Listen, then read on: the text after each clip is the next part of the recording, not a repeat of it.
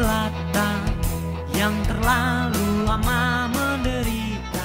Merdeka, Indonesia sudah ada filantropi, organisasi-organisasi masyarakat kita yang melakukan pelayanan sosial dan rumah sosial, apa itu yang dilakukan oleh Katolik, Muhammadiyah, NU, dan lain-lain. Maka menurut paham ini misalnya, sesuatu yang sudah dilakukan oleh masyarakat yang untuk mengembangkan kesejahteraan mestinya tidak usah direbut oleh negara. Contohnya misalnya soal zakat. Sejak dulu namanya zakat itu urusan masyarakat, urusan filantropi.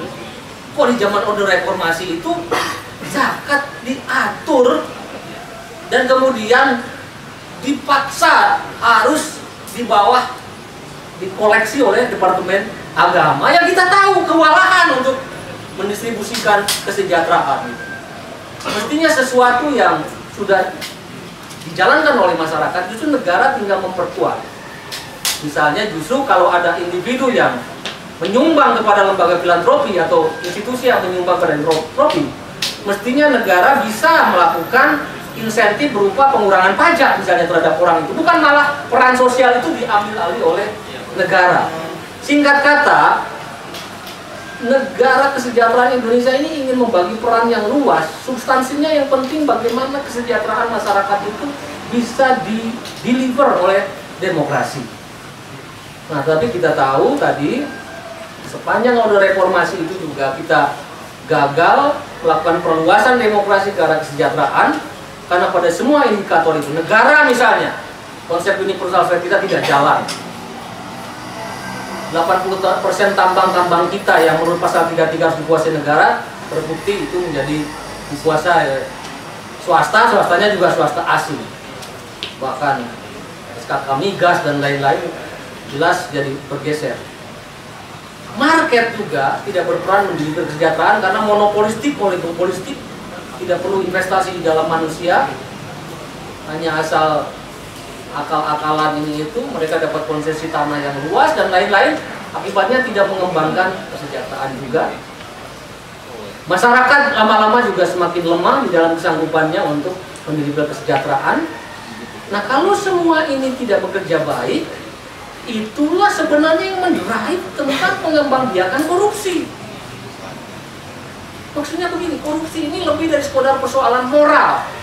Saya sering mengatakan, kalau 300 kepala daerah itu mau ditangkap karena korupsi, pertanyaannya apakah ke 300 kepala daerah itu benar-benar busuk secara moral individualnya? Belum tentu. Mereka adalah korban dari satu sistem yang salah juga.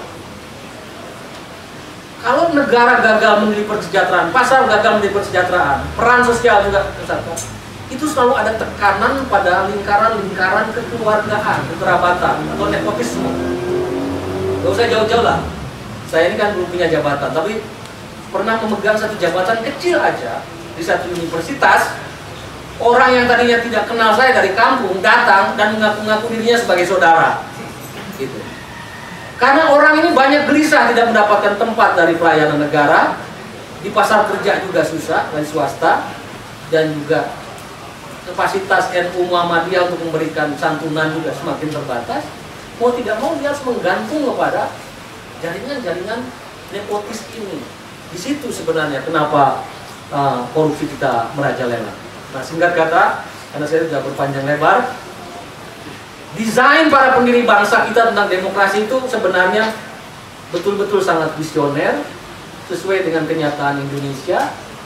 Tinggal masalahnya tentu ada beberapa hal yang harus kita sesuaikan, baik itu dalam desain konstitusi maupun di dalam desain institusinya. Tetapi menurut saya hal-hal fundamental ini sifatnya abadi, dan oleh karena itu kita harus selalu mempertahankan konsepsi ini, meskipun aspek-aspek instrumentalnya bisa saja kita perbaharui setiap saat, tetapi kita harus selalu tegak lurus pada prinsip ini, karena inilah jalan keseimbangan bukan saja Indonesia tapi juga jalan keseimbangan umat manusia di muka bumi.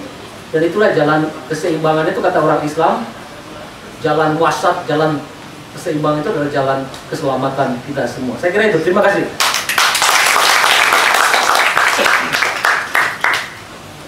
Terima kasih Mas Yudi. Betul seperti yang saya bilang, materinya berat. Karena berat, saya lihat khusyuk tadi para sahabat pergerakan ketika mendengarkan dan mencerna. Saya tidak tahu yang bisa dicerna itu berapa persen, tapi saya yakin dicerna dengan baik semua. Saya ingin menggarisbawahi satu hal, bahwa demokrasi politik tanpa demokrasi ekonomi itu akan pincang. Bahkan demokrasi politik tanpa demokrasi ekonomi itu akan menjauhkan dari tujuan demokrasi itu sendiri. Nah, soalnya kita sekarang, beberapa saat yang lalu saya bilang demokrasi kita ini adalah salah satu sistem demokrasi yang paling liberal di dunia, salah satu yang paling liberal. Tetapi nilai-nilai positif dari liberalisme itu justru belum diambil dan menjadi bagian di dalamnya. Nilai-nilainya masih anggur lama tadi itu, anggur oligarki lama. Bahkan tadi Mas Yudi yang lebih bahaya katanya oligarki gaya baru, karena oligarki gaya baru itu basisnya adalah kapital. Itu lebih dahsyat lagi. Nah, saya mengundang sahabat-sahabat untuk memperdalam diskusi kita. Jelas ini diskusi yang menarik, dan sayang kalau Mas Yudi Anda biarkan hanya Anda lihat. Jadi harus ditantang dengan pikiran-pikiran, gagasan, atau bahkan cara berpikir alternatif. Yang pasti yang disampaikan tadi adalah menunjukkan para pemikir kita di zaman dulu, para pendiri republik itu sudah sangat maju, luar biasa. Hanya kita seringkali tidak banyak membaca gagasan-gagasan para pendahulu kita itu. Kalau kita baca buku dari Amerika atau Eropa, kita anggap itu yang paling hebat, padahal pikiran-pikiran para pendiri republik itu pikiran-pikiran yang maju, dan sebagian adalah orang-orang yang dulu belajar di Eropa tetapi bisa mengkontekstualisasi dalam konteks Indonesia. Saya mengundang, silakan teman-teman. 1, 2, sekalian 4 ya, 3, 4 sampai terakhir nanti.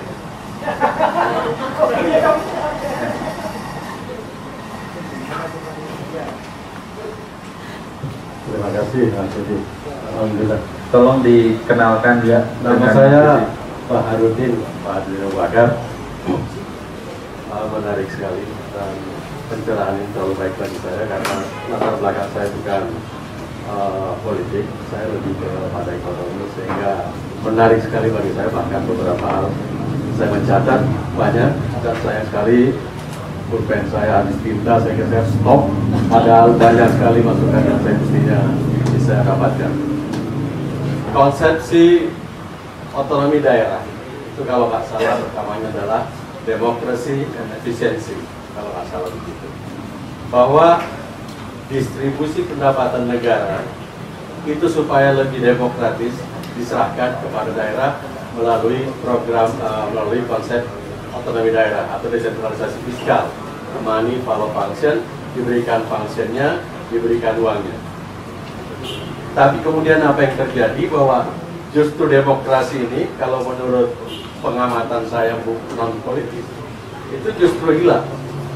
Karena tadinya diserahkan kepada daerah, bahwa daerah lebih mengetahui kebutuhannya, maka daerah diberikan sourcesnya untuk dia kemudian belanjakan. Tapi apa yang terjadi, oligarki daerah yang sangat kuat itu justru terdistribusi di kelompok-kelompok yang sangat minoritas.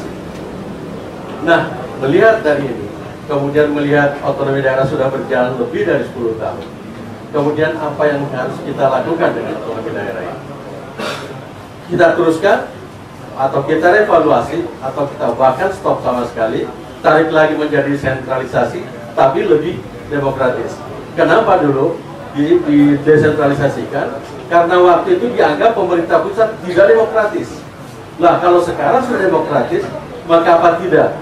Ada konsep baru, ya kalau begitu tarik lagi ke pusat untuk mengurangi korupsi-korupsi daerah tadi yang sudah sampai dengan 300 kepala. Walau terima kasih. Assalamualaikum. Silakan yang kedua.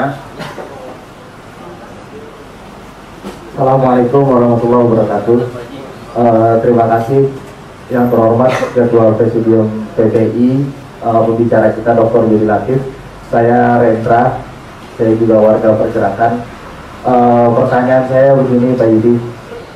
Dulu Bung Karno pernah mengatakan ketika kalau Indonesia merupakan jamrut khatulistiwa, semua kekayaan yang ada di Indonesia ini merupakan kekayaan yang paling kaya dibandingkan dengan negara-negara yang lain.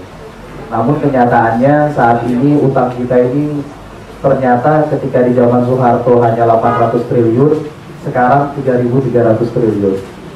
Pembangunan kita itu semuanya dari hutang. Kekayaan alam kita itu semuanya dinikmati oleh asing. Tidak ada yang dinikmati oleh masyarakat sekitar yang notabene dia adalah warga sekitar situ. Kita tahu Papua bagaimana, kita tahu semua yang ada Blok Cepu dan lain-lain semuanya adalah milik asing. Kemudian nasionalisme yang seperti apa yang harus didengungkan oleh para pemikir seperti Pak Yudi, sementara para pemimpin kita itu tidak memikirkan ini sedemikian jauhnya. Kita tahu negara adalah institusi luhur, namun negara adalah abstrak, karena yang menjalankan negara itu adalah manusia. Nah, manusia yang menjalankan negara ini tergantung dari keinginannya manusia-manusia tersebut. Dia mau mensejahterakan rakyat atau tidak. Nah, yang terjadi saat ini adalah kita mengalami begitu akut permasalahan yang ada di negeri kita. Kita punya 17.000 pulau, sementara pulau-pulau yang terluar apakah dijaga oleh kita? Kemarin kita lihat 2 pulau kita direbut oleh bangsa lain. Bagaimana itu? Kita nggak ingat gimana Bung Karno itu menggelorakan nasionalisme untuk merebut Irian Barat. Gimana itu Bung Karno mati-matian untuk mengambil Irian Barat. Nah, sementara pulau kita direbut oleh bangsa lain. Padahal itu ada sumber kekayaan alam yang ada di dalam situ. Kemudian masyarakat kita juga semuanya nggak bisa main kita bilang demokrasi. Masyarakat kita ini perutnya sekarang dalam keadaan lapar, Pak Yudi. Dia belum tentu bisa nyambung pikirannya kalau diajak ngomong politik. Makanya jangan salahkan masyarakat ketika ada caleg datang yang dia pikirkan hanya beras, hanya uang dan lain-lain. Karena pemimpin kita juga melakukan itu. Pemimpin kita juga melakukan korupsi dan lain-lain. Jadinya demokrasi dalam bayangan kita adalah demokrasi kita hanya bisa mengambil buahnya saja tanpa kita tahu bagaimana prosesnya. Beda sekali dengan Amerika. Amerika dia ribuan tahun menjalankan konsep demokrasi, rakyatnya sudah paham semua. Tapi kita setelah reformasi kita hanya sebentar mengalami arus demokrasi ini dan masyarakat kita sebenarnya belum begitu siap. Nah, sementara pemimpin kita dibiarkan aja masyarakat kita liberal, dibiarkan aja masyarakat kita carut-marut seperti ini. Civil society juga nggak jalan karena sudah didikte oleh penguasa dan lain-lain. Bagaimana mungkin seorang penguasa ini bisa mengatur sampai sedemikian jauh jangkauannya? Pak Yudi Latif tahu sendiri kan, Mahkamah Konstitusi itu yang pilih 3 hakim dari Presiden, 3 hakim dari DPR, 3 hakim dari MA. Setelah itu, ini sekarang ada masalah Mahkamah Konstitusi. Kemudian ada Perpu datang, katanya Mahkamah Konstitusi nggak boleh orang parpol. Kemana aja kemarin mereka? Orang mereka kok yang naruh hakim-hakim konstitusinya, orang presiden yang taruh, DPR yang taruh, akhirnya berantakan. Siapa yang mengawasi pengadilan hari ini? Gak ada yang mengawasi pengadilan. Kalau caleg, kalau bupati, kalau gubernur masih oke, masih ada kontrol masyarakat karena masih ada pemilihan. Tapi kalau pengadilan, itu Pak Yudi. Jadi saya rasa Indonesia semuanya tergantung dari sumber daya manusianya. Kalau kita memang niat untuk memperbaiki Indonesia, perbaiki SDM Indonesia. Mungkin itu kurang lebihnya, saya mohon maaf. Assalamualaikum warahmatullahi wabarakatuh.